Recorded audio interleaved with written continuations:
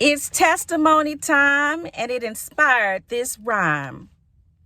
God sent me two angels who have given me wings. They have worked on this broken body, and now it can move and things. Diana DeMasi did needling, tattooing with no ink, to loosen up my scars from all the necrosis and reconstruction faux pas.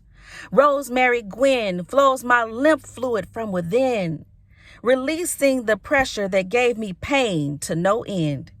Their combined efforts have my body singing again. My chest naturally sways and my arms naturally bend. I can even make a fist. I am beyond happy with this.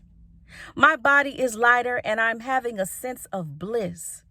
My stomach is no longer tied in knots. My lower back can even bend and squat. My voice has been lifted out of its cage, makes me again want to grace the stage. I'm floating on air. How does it feel down there? They attack those limps and scars. I see myself as Venus again, no longer on Mars. I no longer have dry mouth thanks to the work they did. How does that translate? I don't know, but it did. The body works in mysterious ways.